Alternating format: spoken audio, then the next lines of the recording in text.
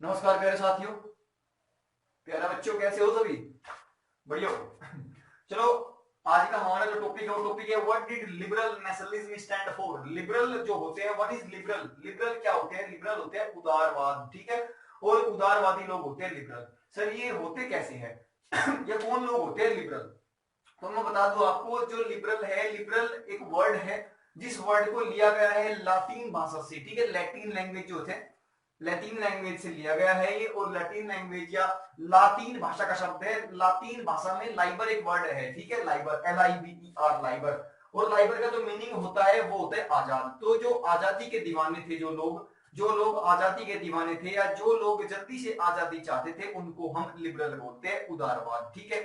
उदारवादी लोग सबके सबका साथ सबका विकास में विश्वास रखते हैं, ठीक है। अपने साथ सभी को लेकर चलना और जो अच्छी चीजें हैं उनको जल्दी से फॉलो अप करवाना और निरंकुश जो शासन है, मोनार्क सिस्टम जो है उसको खत्म करना बिल्कुल एकदम। और सारे जितनी भी कंट्रीज है सभी को अपना एक जो मेंबर होता है उसको चुनने का अधिकार, वोट डालने का अधिकार, राइट टू वोट अपने अंडर में होना, ठीक है।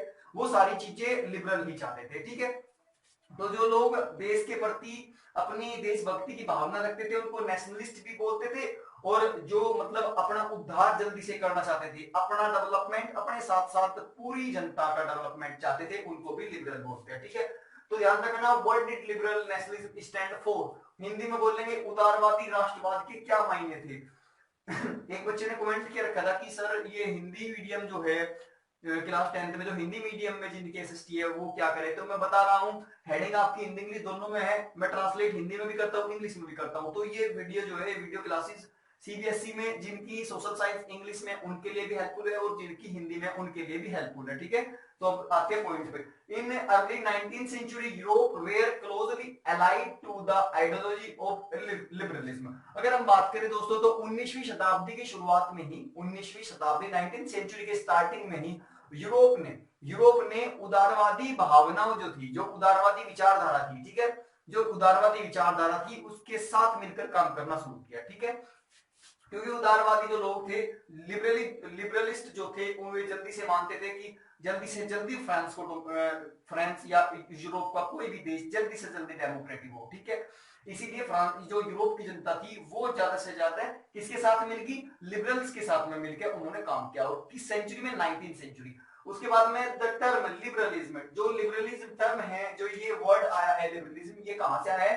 Derives from the Latin root, ठीक है। Latin root liber, LIBER, liber word है। और लाइबर वर्ड का मीनिंग मैंने बताया है, लाइबर को बोलते हैं आजाद, ठीक है।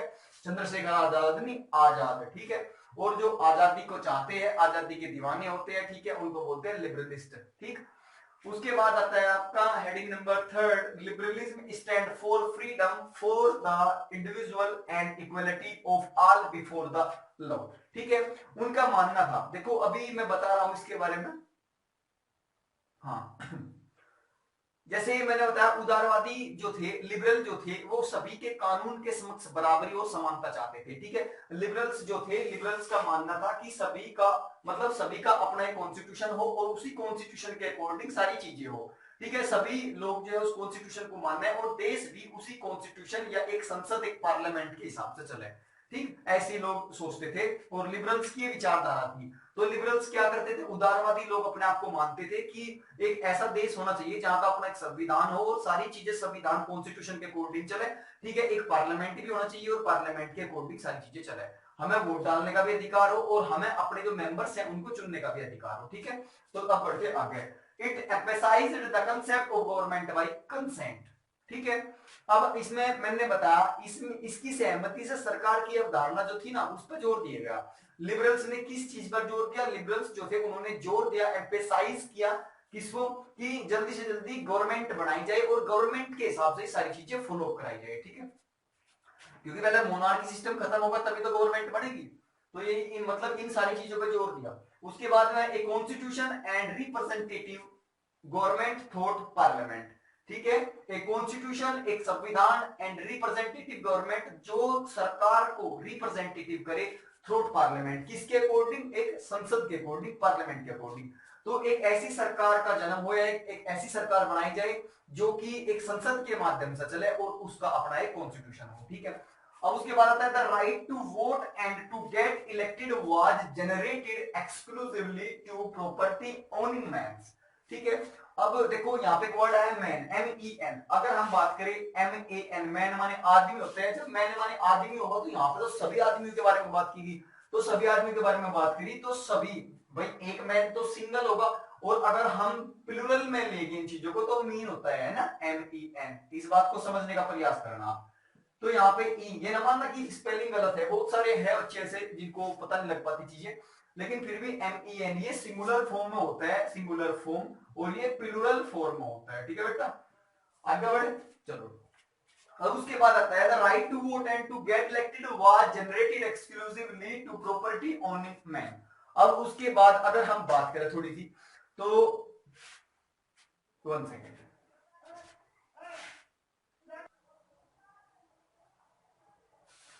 तो दोस्तों आते हैं नेक्स्ट। मैंने बताया जैसे कि the right to vote, vote डालने का अधिकार, लोगों के पास वोट डालने का अधिकार हो, एंड और टू गेट इलेक्टेड, और अपने जो कैंडिडेट है उनको चुनने का भी अधिकार हो, was generated exclusively to property owning man, और आदमी की जो प्रॉपर्टी है वो उनकी खुद की हो। ठीक है, तो इसका मतलब है जो वहां पे प्रॉपर्टी थी, पहले जो प्रॉपर्टी यूरोप के अंदर थी वो प्रॉपर्टी किसकी थी, उस टाइम को मोनार्की सिस्टम के अंदर आती थी, लेकिन जब यूरोप के जब आदमी और लिबरलिज्म जो थे उन्होंने एक साथ मिलकर थिंक किया और अपनी विचारधारा बताई, तो लिबरल्स के अकॉर्डिंग लिबरल्स ने ऐसा माना कि आदमी, सभी आदमियों को वोट डालने का अधिकार हो, सभी आदमी मिलकर अपना एक कैंडिडेट का चुनाव कर सके।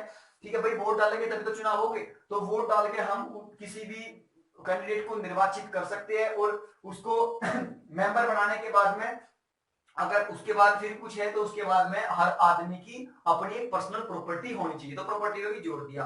पहले मोनार्की सिस्टम की सारी प्रॉपर्टी रहती थी, लेकिन अब नहीं, अब सारी जो प्रॉपर्टी है पर्सनल आदमी की भी अपनी प्रॉपर्टी होनी चाहिए। उससे जो है समाज के अंदर जो वर्ग होते हैं, जो कैटेगराइज अगर हम करें तो एक तो धनी लोग, एक गरीब लोग, उनके बीच में बहुत सारा तनाव होता है और लगभग फिर शोषण चलता है।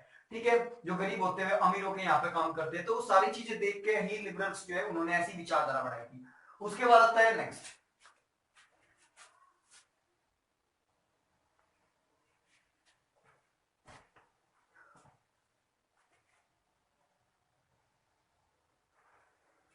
अब उसके बाद आता है नेक्स्ट, आपका नेक्स्ट है women and non propertied man. Womens, महिलाएं, और नॉन प्रॉपर्टीड मैन, जिनके पास में प्रॉपर्टी नहीं थी। ठीक है, जिनके पास प्रॉपर्टी नहीं होगी उनको बोलते हैं नॉन प्रॉपर्टीड मैन। ठीक है, नॉन प्रॉपर्टीड, जिनके पास में अपनी प्रॉपर्टी नहीं थी, और साथ में कौन, वुमेन, महिलाएं, और वे लोग जिनके पास अपनी खुद की प्रॉपर्टी नहीं थी।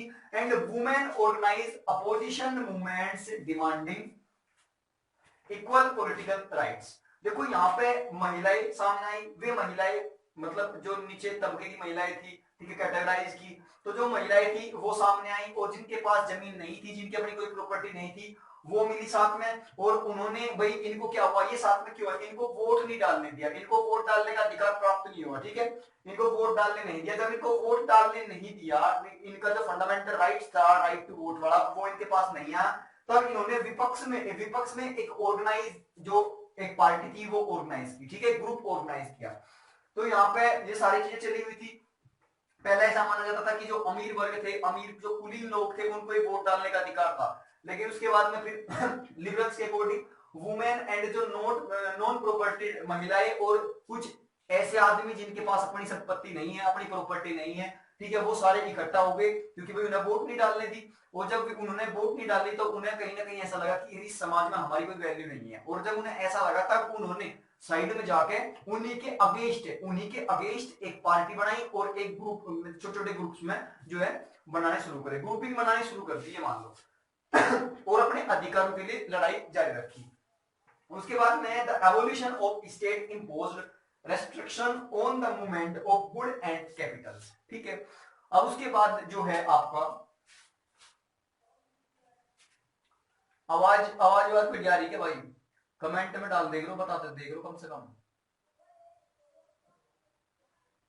देखो यहाँ कहता है evolution of state impose restriction on the movement of goods and capital. उस टाइम पर क्या था, उस टाइम पर था ये कि जब कोई व्यापारी था, वो व्यापारी अपना जो प्रोडक्ट है, अपना जो सामान है, उस सामान को बेचने के लिए अगर दूसरे स्टेट में जाता है तो उसको बहुत तरह का रेवेन्यू देना पड़ता, टैक्स पे करना पड़ता, ठीक है। लगभग बहुत सारी चौकियां होती थी, बैरियर्स, उन बैरियर लगभग लगभग 11 बैरियर्स थे, ठीक है। और 11 बैरियर्स, 11 समथिंग 11 बैरियर्स थे, 11 बैरियर से होकर जाता था सामान उनका दो साम्राज्यों के बीच में था, हैम्बर्सबर्ग थ्रू, दूसरा बताऊंगा अभी। लेकिन यहाँ पे सिस्टम क्या था कि जो प्रतिबंध लगे हुए थे कि यहाँ मतलब अपने प्रोडक्ट को दूसरे राज्य में नहीं लेकर जा सकते, ऐसा नहीं कर सकते, वो नहीं कर सकते, तो उन्हीं सभी प्रतिबंध को हटाना पड़ गया, ठीक है। उन्होंने माना कि प्रतिबंध, जो ये प्रतिबंध लगे हुए हैं, इनको हटाने की जरूरत है, ऐसे व्यापार को हम नहीं बढ़ा सकते, तो कहीं ना कहीं इन चीजों में भी जोड़ दिया गया। उसके बाद में ए मर्चेंट ट्रेवलिंग इन 1833, ठीक है। ए मर्चेंट ट्रेवलिंग इन 1833 फ्रॉम, अगर कोई मजदूर है या कोई भी व्यापारी है, कोई व्यापारी है, और वो व्यापारी कब की घटना है, 1833 में या 1833 के टाइम में अगर कोई व्यापारी है और वो अपने सामान को कहां से, हैम्बर्सबर्ग साम्राज्य, मैंने पढ़ा था हैम्बर्सबर्ग एम्पायर, हैम्बर्सबर्ग साम्राज्य और नंबरबर्ग, ठीक है, हैम्बर्सबर्ग और नंबरबर्ग के बीच में अगर कोई मार्केटिंग करता है, to sell this goods would have to pass through 11 custom barriers. अगर हैम्बर्सबर्ग से नुम्बर्सबर्ग के बीच में कोई अपने प्रोडक्ट की मार्केटिंग करता है तो उसे 11 कस्टम्स बैरियर्स के से होकर गुजरना पड़ता था। 11 कस्टम बैरियर्स का मतलब 11 तरह की चौकियां थी बीच में, ठीक है। और 11 तरह की चौकियों पे हर एक चौकी पे 5% रेवेन्यू पे करना पड़ता था उसको, 5%, हर चौकी पे 5% देगा, तो 11 चौकियों पे कितना परसेंट देगा, 11 पे तो 55 होगी भाई, तो 11 पंजे 55, तो 55 ये देख लो, अगर 100 रुपए का प्रोडक्ट है तो 55 रुपए तो उसने वैसे ही टैक्स में पे कर दिए, तो बचा क्या, उसको कुछ भी नहीं, उसे अपनी भी तो जरूरत निकालनी ना, तो इतना ज्यादा वो था। और नंबर दूसरे अगर मैं बात करूं तो दूसरे सिस्टम में वहां पे क्या था उस टाइम पे यूरोप के अंदर, जो उनके मापने की जो पद्धति, मेजरमेंट सिस्टम जो था वो बहुत गलत था, कि वो अलग अलग देशों में अलग अलग तरह के मापन पद्धति थी। मापन पद्धति का मतलब अलग अलग मेजरमेंट सिस्टम थे, कहीं पे 1 मीटर इतना है, तो कहीं पे 1 मीटर इतना है, तो कहीं पे 1 मीटर 2 मीटर कितना है, और कहीं पे 1 मीटर इतना है, ठीक है। वो सारी चीजें थी, तो उन्हीं चीजों पे देखो, अगर हम किसी ऐसे देश में जाए जहां पे 100 रुपए की वैल्यू 1000 रुपए की नहीं हो, तो हमें प्रॉफिट मिलेगा, 100 रुपए में काफी दिनों तक खर्चा लगेगा। लेकिन अगर हम कहीं किसी ऐसे देश में जा जहां 100 रुपए को कोई कुछ मानता ही ना हो, 100 रुपए लेकर चले गए और भाई जाते ही ऑटो वाले ने बैठाया, 100 रुपए ले लिए वहीं पे और 2 किलोमीटर ले जाकर तार दिया, तो क्या हुआ, वहां हमारे जो रुपया है उसकी वैल्यू डाउन होगी, तो प्रॉफिट कहां रहेगा, प्रॉफिट, इनको प्रॉफिट की तरह लॉस भी आता था, लेकिन लॉस ज्यादा रहता था क्योंकि हर स्टेट के अपनी अपनी अलग अलग करेंसीज थी, ठीक है, उनके अलग अलग मापन पद्धति थी मेजरमेंट सिस्टम। तो 1833 के टाइम में हैम्बर्सबर्ग जो साम्राज्य था, हैम्बर्सबर्ग से नंबरबर्ग के बीच में जो लोग, ये दोनों साम्राज्य थे हैम्बर्सबर्ग और नंबर्सबर्ग, ठीक है, इनके बीच में अगर कोई मार्केटिंग करता था तो उसको 11 कस्टम बैरियर्स से होकर गुजरना पड़ता था, जिन पे उनको पे करना पड़ता था, टैक्स देते थे लोग बाग, और 11 कस्टम ड्यूटीज लगती थी उन पर, ठीक है। और 11 जगह कस्टम ड्यूटी का मतलब है एक जगह 5% की लगेगी, तो 11 जगह कितने की लगेगी, 55% हो गई, ये सीधे। तो at once one of them, इतना बुरा हाल था। उसके बाद मैंने obstacles to economies exchange and growth by the new commercial classes who argued for the tradition of a unified economic territory allowing the unhindered movements of goods, people and capital। उसके बाद आता है आपका लास्ट वाला, the union abolished tariff barriers, the union abolished tariff barrier and reduced the number of currencies from over 30 to 2। यहाँ पे क्या हुआ, उस टाइम पर अलग अलग देशों की अलग अलग करेंसीज थी, ठीक है, तो कहीं करेंसी डाउन थी, मतलब यूरोप के अंदर ही कहीं करेंसी डाउन थी, कहीं करेंसी ओवर थी, कहीं पे मापने की पद्धति मैंने अभी बताया, कहीं पे छोटी थी, कहीं पे ज्यादा थी, मतलब कुछ ढंग नहीं था उनका। तो वहां पे जब ये सारी चीजें हुई तो उसके बाद में एक ग्रुप बनाकर, मतलब एक यूनियन बनाएगी, और उसी यूनियन ने क्या किया, उसी यूनियन ने जो हम ट्रेडिंग करते थे उस टाइम पे यूरोप के अंदर, जब ट्रेडिंग की, ट्रेडिंग पे जितने भी टैक्स लगे थे वो सारे टैक्स फ्री कर दिए गए। ये 11 जो चौकियां थी, 11 कस्टम ड्यूटीज थी, इनको फ्री किया गया, ये हटा दी गई। 5% वाला जो सिस्टम था इसको भी हटा दिया गया। और उसके बाद में जो करेंसी थी, करेंसी लगभग वहां पर अगर मैं बात करूं तो वहां पे 30 प्रकार की करेंसी थी अलग अलग, ठीक है, मतलब 30 टाइप्स की करेंसीज थी, तो 30 टाइप से करेंसीज हटा दी गई सारी, और कितनी, 2 तरह की करेंसी अवेलेबल की थी वहां पे, ठीक है, 2 तरह की करेंसी स्टेबलाइज कर दी गई और यही पूर्ण रूप से वहां पे लागू करी गई, ठीक है दोस्तों। तो मैंने बताया अगर हम बात करेंगे इसी के दौर में, तो वहां पे जो था ये सब कुछ जो इतना था, ये इतना अच्छा काम किया किसने? पहले देखो 1833 के टाइम हैम्बर्सबर्ग साम्राज्य से जो लोग अपना सामान नंबर्सबर्ग साम्राज्य के बीच में लेकर जाते, मार्केटिंग करने के लिए, उन्हें बेचने के लिए जाते, उनको 11 चौकियों से 11 कस्टम बैरियर से होकर गुजरना पड़ता था। हर एक कस्टम बैरियर पे 5% पे करना पड़ता था, जिसकी वजह से 11 गुना 5 55% हो चुका। ठीक है, उसके बाद में इतनी लोग बात कठिनाई थी, बहुत तंग थे, परेशान थे इन चीजों से, अपना ट्रेडिंग भी नहीं ढंग से कर पा रहे थे।